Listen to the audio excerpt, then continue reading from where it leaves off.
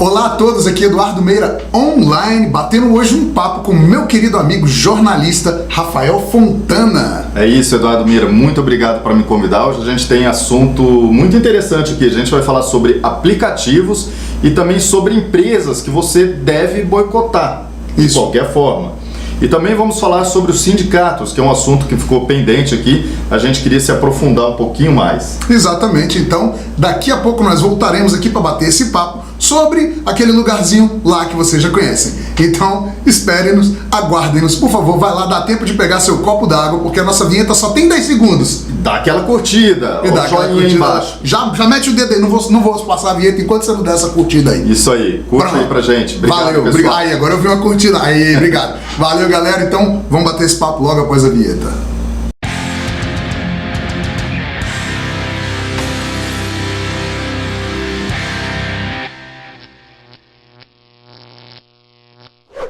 Bom, pessoal, estamos aqui de volta, eu e o Rafael Fontana, para trocar uma ideia com vocês, né? Aquele nosso bate-papo diário. O pessoal tem gostado muito, nossos seguidores, muitos elogios, né? Nos chamam até de professor, né, Rafael? Isso professor aí, Eduardo, professor Rafael. Rafael. É uma honra, é uma honra. É uma honra principalmente porque eu aprendo muito com as pessoas que nos assistem, mandam as mensagens, os comentários, que nos obrigam a buscar mais conteúdo, mais informações. Isso é ótimo, né? Vocês são nossos professores. Exato. Eu queria pedir também, Eduardo Meira, já para você que deu a curtida, para compartilhar também. Pega o link, mande para o seu grupo de amigos, mande para o máximo de pessoas, aquela sua vizinha de esquerda, manda aí para ela aprender um pouquinho Principalmente para ela. Principalmente para ela, para entender um pouquinho mais sobre o mundo, sobre geopolítica mundial e sobre aquele país lá do Oriente, que a gente pode falar o nome? Tá difícil de falar, vamos deixar para um pouquinho mais tarde, porque eu até no último vídeo com o meu querido amigo Rafael, nós fizemos um desafio, né? Falamos, vamos ver o que vai acontecer pelo fato de nós termos falado o nome daquele país nos 30 primeiros segundos, lembra? E o que aconteceu? Sim, o vídeo foi desmonetizado. Exato. Então nós não podemos falar. Eduardo Meira, agora a gente já pode falar, porque o Google, por exemplo, não tem parceria com o exército americano. Qual que é a alegação deles, a justificativa? É que não querem trabalhar com defesa. Só que o Google contribui para universidades chinesas. Sim, verdade. Todas as universidades chinesas, como a de Tsinghua, que é onde o Google tem uma parceria muito forte, passa informações para quem, Eduardo Meira? Para o Partido Comunista Chinês. Todas elas estão diretamente vinculadas ao Ministério da Educação chinês. E como nós já falamos aqui dezenas de vezes, na China não existe diferença entre partido, Estado e governo. É tudo uma coisa só. Tudo é feito para o Partido Comunista. Então, se o Google, vamos lá, tem parceria com a universidade, que é do governo, e a defesa responde a quem, Eduardo Meira? Adivinha. Pois é, então o Google, que é dono do YouTube, passa as informações nossas aqui. Então, quando nós dizemos, é incrível, nós estamos no Ocidente, nós estamos no Brasil, mas ao dizer o nome nos primeiros segundos, o nosso vídeo é desmonetizado. E eu desafio qualquer um aqui que tenha condições de ir à China, ou tem um coleguinha que esteja na China, desafio qualquer um a pedirem para eles pegarem o celular deles e acessarem o Google lá, sem o uso de um VPN, que é ilegal na China. Exato. Google, Gmail, YouTube, tudo que é da empresa, né?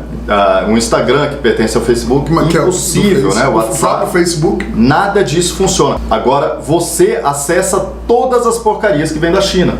Exatamente. Porque elas são permitidas aqui. E nós queríamos falar sobre isso, Eduardo Meira.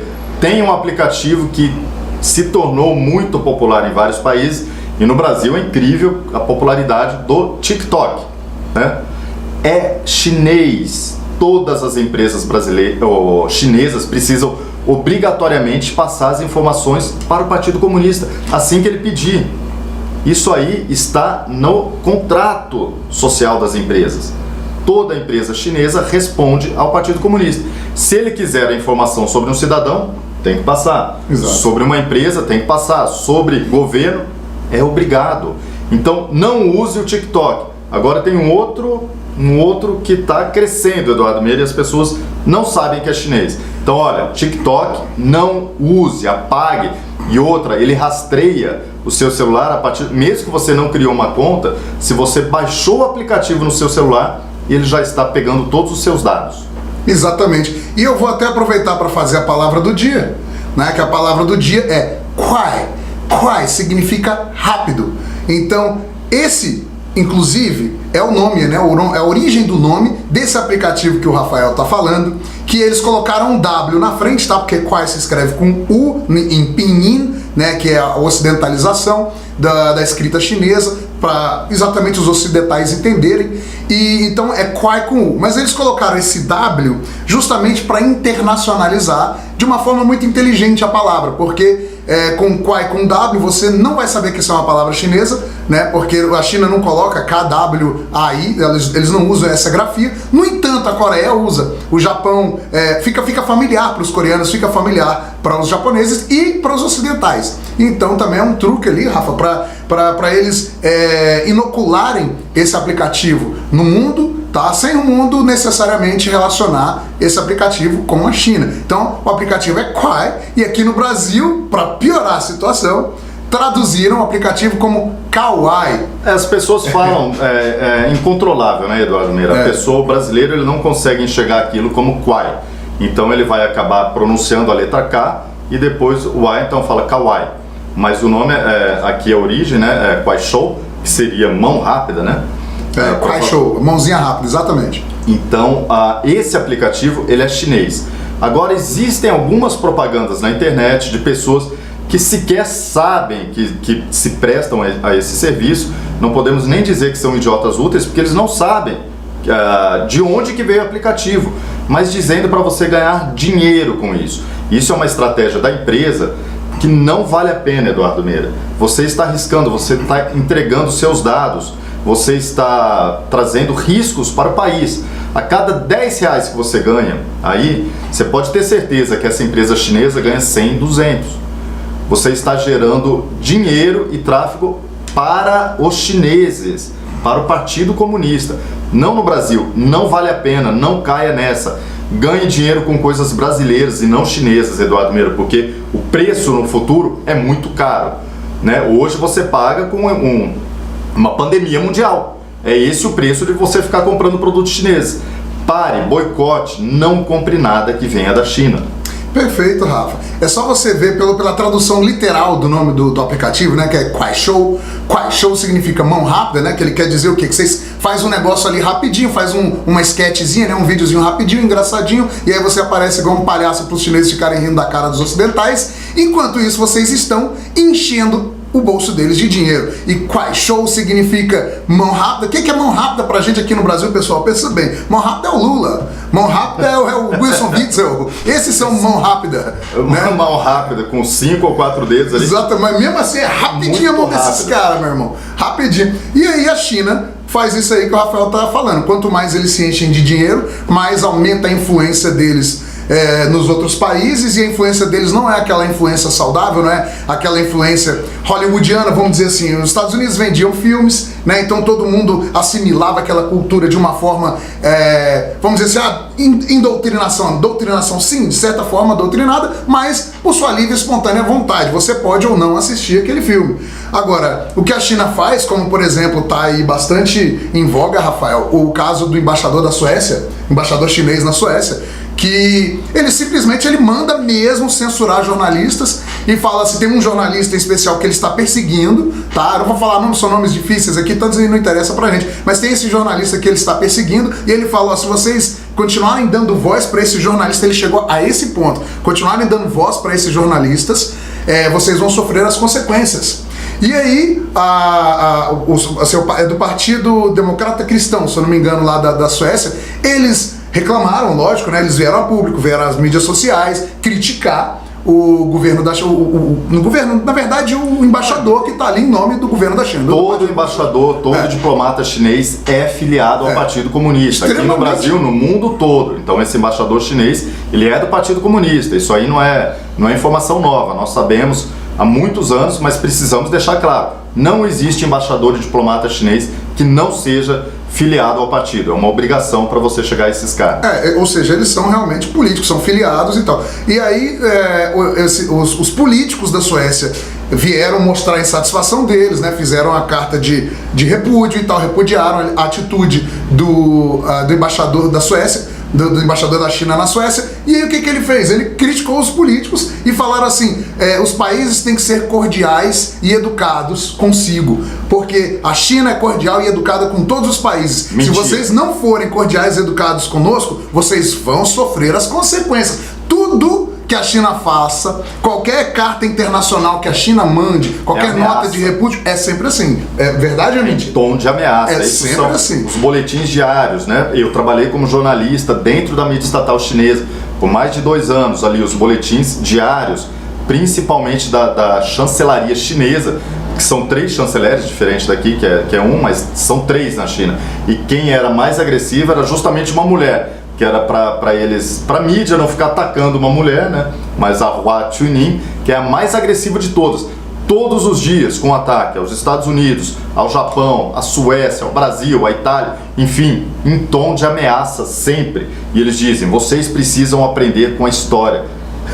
Exatamente. Tom professoral, pedagógico, é ridículo, né, o que eles fazem, mas mostra como eles têm apreço apenas pela ditadura e jamais pela liberdade. Eu não vou nem falar democracia, liberdade. A China não respeita a liberdade de outros países e eles não sabem se comportar. Por isso que a gente insiste aqui, você quer criar problema para a China, vá protestar na frente do consulado chinês, da embaixada na frente da embaixada chinesa aqui em Brasília. Eles não sabem reagir a isso. Eles não sabem, eles não estão acostumados nem preparados, ok? Então faça a sua parte. Primeiro, boicote os produtos chineses. Hoje, deixando aqui bem claro, aplicativos TikTok e Kawaii, né, que é o Kwai, não use esses aplicativos por nada. Alerte outras pessoas para fazer o mesmo. Não é isso, Eduardo? Sim, e como eu e o Rafael já deixamos muito claro aqui em vários vídeos, boicotar produtos chineses não quer dizer o que sempre a resposta da esquerda é assim, ó, então você vai ter que boicotar até suas roupas, você vai andar pelado na rua porque nós somos extremamente dependentes da China. Isso é narrativa. Isso é uma mentira, pessoal. é uma narrativa. Como eu falo assim, esses caras são cheios de papo, né? Eles são bócios beócios, que foi o que eu coloquei no texto, achei interessante, porque você pode muito bem comprar camisa vietnamita, você pode comprar telefone, o chipset desse telefone aqui, esse é um Samsung, tá? Samsung, pra quem não sabe, é coreano, não é chinês. Ah, mas ele é desenvolvido com peças da China. E chipset americano, claro, hoje é muito difícil você criar uma tecnologia que não esteja envolvido pelo menos ali uma dezena de países, tá? Nessa tecnologia, mas esse não é o ponto, esse não é o ponto. Quanto mais você puder boicotar marcas chinesas, pode substituí-las por outras marcas. Pessoal. Em vez de você comprar um Xiaomi, que agora eles chamam aqui de quê? Xiaomi, né? Xiaomi. Xiaomi, pessoal. Significa milhinho, tá? Pequeno milhinho. Isso, ou arrozinho, alguma coisa assim. Arrozinho também, são grão. Mi é grão, né? No sentido dos grãos parecidos com arroz e o milho. Exatamente. Esse meu celular aqui, ele é de outra marca, ele é de tecnologia americana, muitas vezes montado na China, mas não é uma empresa chinesa. Quando você diz, Eduardo Meira, o Brasil exporta minério de ferro para o Japão, aí o Japão faz chapa de aço e constrói um carro ali da Toyota e da Honda. O carro é brasileiro ou japonês? Japonês, lógico. Então, pessoal, insumos existem do mundo inteiro, aqui dentro desse celular, aqui nessa peça de roupa, no computador, enfim, na geladeira, no ar-condicionado, existem insumos, peças vindas do mundo inteiro. Sim. Do mundo inteiro. Mas a marca é o que importa. Para onde que vai o dinheiro? Para onde vai a remessa de lucro? Vai para a China. Explicamos aqui no último programa. Essa importância hoje o Xi Jinping oferece aos chineses uma boa qualidade de vida. Por quê? Porque a economia está crescendo. É você que está ajudando a economia chinesa a crescer. Pare de comprar os produtos chineses e pare de usar os aplicativos chineses agora. E aí as pessoas pensam, nossa, mas que medida autoritária. Gente, o boicote, por incrível que pareça, até essa palhaçada que a gente vê aí, que essas, como é que é, Gentle Giants, não sei o que, Sleeping Giants. Isso aí, cara, de certa forma, assim, você pedir o boicote de uma empresa, até um certo ponto, é alguma coisa que é válido, é democrático. Porque lá na China, por exemplo, você vê quando a China teve um momento de pico ali de tensão com o Japão, mais ou menos há uns 5 anos atrás, 2015, 2016, que foi sobre a questão das ilhas Senkaku, que são aquelas ilhas que a China vive brigando com o Japão, e agora a China tá que passa porta-avião ali perto, eles só tem um, como eu já falei, então eles estão que passam porta-aviões ali perto, estão provocando o Japão vai lá, devolve com avião, devolve com... Enfim, o que aconteceu? Quando essa questão bombou em 2015, 2016, o que os chineses dentro do continente faziam com os carros japoneses, que são os carros que mais vendem na China, tá? Por um acaso, ainda são, acredito, talvez, não acredito que os chineses tenham passado ainda, mas a gente lá vê que não é a maioria, mas assim, de países que mais vendem carros, pra China, eu acho é Japão primeiro, depois Alemanha. Depois Alemanha, sim. E acho que na sequência Coreia e em quarto lugar Alemanha. Mas enfim, os chineses simplesmente eles começaram a vandalizar carros japoneses na rua. E dizer que não eram bons. Você não pode ter carro japonês aqui na China, porque Japão é isso, Japão é aquilo. Começaram a vandalizar, começaram a quebrar a fábrica da Toyota lá, começaram a quebrar a fábrica da Suzuki lá. Então é isso, assim, isso aí, não estou incentivando isso, pelo amor de Deus, nós somos brasileiros, tá? Nós temos uma cultura ocidental, uma cultura cristã. Exato, então, basta não consumir, você não tem ideia do bem que você está fazendo. Né? Pare de consumir produtos e serviços chineses. Você já está ajudando a mudar o mundo. E consuma, de preferência, produtos brasileiros. Exatamente. As Ilhas Senkaku, que é o nome japonês, que em chinês é... Em chinês é... Diaoyutai. Diaoyutai. É a mesma ilha, mas com nomes diferentes. Vamos lá, ou Jiaoyu, né? Que são essas. É igual assim, ó, eu chamo de Ilhas Falkland e chamo de Ilhas Senkaku. Tem que chamar quem pertence de fato. Né? Exatamente. Pertence a Falklands, que são as Malvinas, pertence à Inglaterra. A Inglaterra e são Falklands, não são Malvinas, né? Infelizmente. A gente chama em consideração os nossos hermanitos queridos, amigos, um beijo de Brasil. Isso aí. Um beijo desde Brasil.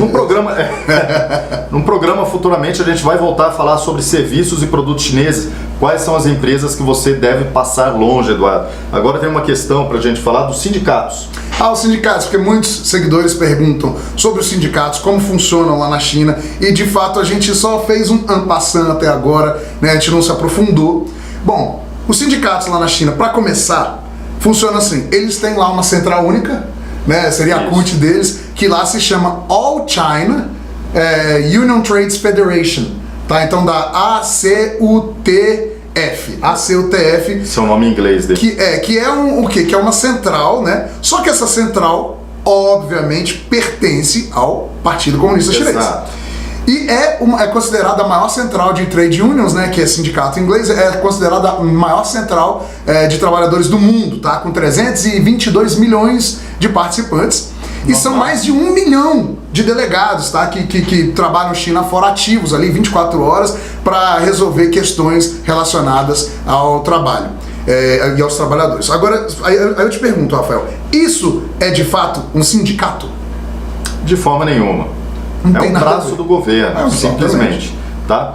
Quando nós trabalhamos lá na universidade, tinha sindicato, mas nós, estrangeiro na China, né, o imigrante, o Lauai, nós somos simplesmente, né, o White Warren, nós não temos esses direitos que os chineses temos. Nós não somos imigrantes, somos expatriados. Sim. Nós temos tempo ali. O visto de trabalho é renovado a cada ano. Sim. Né? Então, nós somos expatriados. Então, tinha sindicato na universidade, a gente mal ficava sabendo porque os professores não falavam com a gente. E não era tão forte porque era um sindicato... Dentro dessa federação tem a parte de empresas privadas e de empresas públicas. Depois, Eduardo Meira, eu fui trabalhar numa empresa pública na China, na estatal chinesa, né, o que hoje é o China Media Group, que é o grande grupo de mídia, é o braço de propaganda e comunicação do governo comunista. Ali sim, o sindicato tinha uma atuação forte. Eles recebiam nas datas comemorativas, Eduardo Meira, e sempre no bônus anual, eles recebiam produtos, como se fossem cestas de produtos aqui, mas de altíssima qualidade. O que chinês gosta? Fruta. Vinha muita fruta. As melhores frutas vinham ali. Baijiu vinha, não podia ter álcool, mas assim, vinha o arroz governo, né? Então, de altíssima qualidade, vinha muitas castanhas, chás, altíssimo padrão. E olha só que curioso, Eduardo Meira, uma vez eu estava falando com uma amiga, uma colega, chinesa, claro, queridíssima, sempre falava, nossa, eu queria ser sindicalizado na China para ganhar esses presentes que vocês ganham. E sabe o que ela virou e falou para mim? Ela falou, ganho nada, a gente já pagou por isso. Olha, até eles têm uma consciência. Eles têm uma consciência porque o dinheiro deles, o salário deles também tem desconto para o sindicato. Aqui no Brasil eles iam pensar, nossa, o sindicato mandou isso pra gente de graça. Presente, ganhamos. Ganhamos. Né? E eu, quando eu comentei, imediatamente, falei, nossa, eu queria ser sindicalizado aqui para ganhar esses presentes que vocês ganham. Ela, ganhamos nada, nós pagamos por isso. Então existe num país socialista, comunista, com uma consciência muito mais apurada do que a maioria dos brasileiros. Não existe almoço grátis. Vinha aquela cesta que nos meus cálculos ali, cada vez custava 400, 500 reais mesmo. Eles tinham pago muito mais ao sindicato. Com certeza, o ano todo. E isso aí, Rafa, sobre essa consciência de trabalho lá na China, é uma coisa que até, isso é muito bom deixar claro aqui, as relações de trabalho lá na China são muito mais evoluídas do que as relações de trabalho aqui no Brasil. Né? Nós usamos até hoje uma CLT que foi criada no governo de Getúlio Vargas, ela foi consolidada no governo de Getúlio Vargas baseada numa lei trabalhista do Mussolini. Né? Exato. Um fascista, né? Então previa muito mais a parte da indústria, né? Industrialização. Ela não contemplava os serviços como é hoje. Exatamente. Né? Por exemplo, as cidades, bares, restaurantes, comércios, não. A CLT ela pensava na industrialização do país, que as pessoas saíssem do campo e fossem trabalhar na indústria. A CLT está defasada, antiga, ela não tem flexibilização, é terrível para o país. Tem algumas coisas igual, não vou citar, porque tem tantos absurdos naquela CLT, eu podia fazer uma lista aqui agora, sabe, de relações espúrias entre trabalhador e empregador, né? Mas lá na China, como eles não têm isso, uma conquista que nós tivemos, que veio ali meia boca, porque sempre tem muito veto, que foi no governo do Michel Temer, que foi justamente a reforma trabalhista, que liberou os contratos, né? Que assim, flexibilizou um pouco as relações de trabalho. Isso aí já existe na China há anos.